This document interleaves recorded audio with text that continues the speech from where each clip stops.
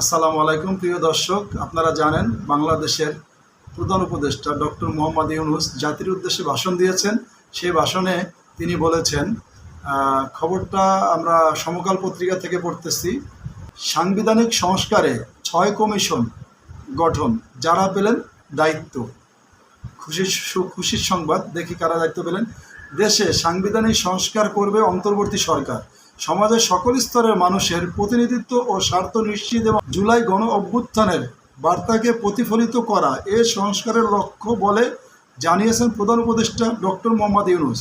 বুধবার জাতির উদ্দেশ্যে দেওয়া ভাষণে একথা জানান তিনি বলেন, এসব বিষয়ে সংস্কার করার প্রাথমিক পদক্ষেপ নিয়ে হিসেবে আমরা প্রাথমিকভাবে ৬টি কমিশন গঠন করার সিদ্ধান্ত নিয়েছি। এসব কমিশনের কাজ পরিচালনার জন্য বিষয়ভিত্তিক অভিজ্ঞতা বিবেচনা করে ৬ জন বিশিষ্ট নাগরিক এই কমিশনগুলো পরিচালনা করার দায়িত্ব দিয়েছি। আরও বিভিন্ন বিষয়ে কমিশন গঠন প্রক্রিয়া আমরা অব্যাহত রাখব।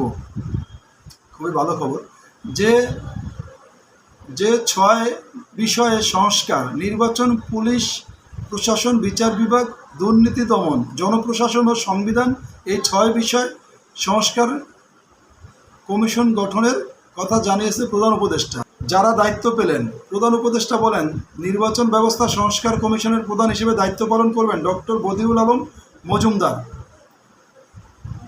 আলম মজুমদার সুজনের, সুশাসনের জন্য নাগরিক সুজনের।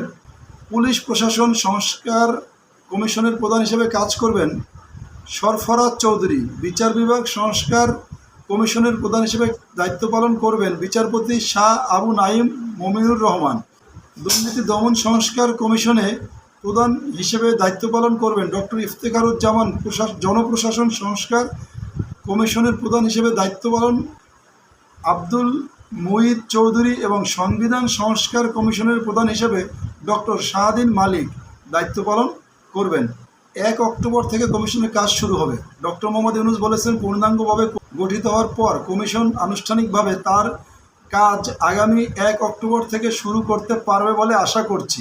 এটি পরবর্তী ৩ মাসের মধ্যে সম্পন্ন হবে বলে আমরা ধারণা করছি।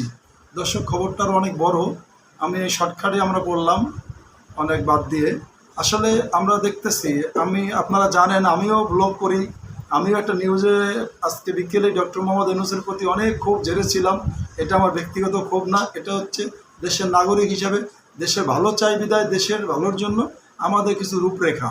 আসলে আমরা মনে করি এই দেশের একটা অংশ, অবশ্যই আমরা এই দেশের একটা অংশ এবং এই দেশের রাজনীতিতে সংস্কৃতিতে আমাদের অবদান রয়েছে, অবদান থাকবে। এটাই সৌন্দর্য বাংলাদেশে।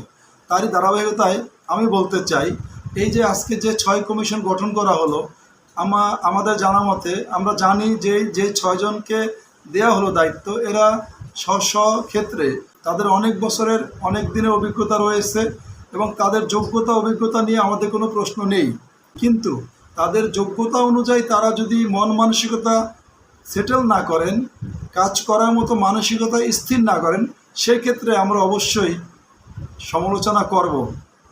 যাই হোক, আমরা সাধুবাদ জানাই ডক্টর মোহাম্মদ ইউনূসের, প্রধান উপদেষ্টার এই উদ্যোগকে আমরা সাধুবাদ জানাই এবং আমরা আশা করি নাগরিক হিসেবে বাংলাদেশের যে কোনো জায়গা থেকে যে যার অবস্থান থেকে আমরা তাদেরকে সাহায্য সহযোগিতা করব এক্ষেত্রে, এবং আমরা সমৃদ্ধির বাংলাদেশ ইনশাআল্লাহ গড়ব।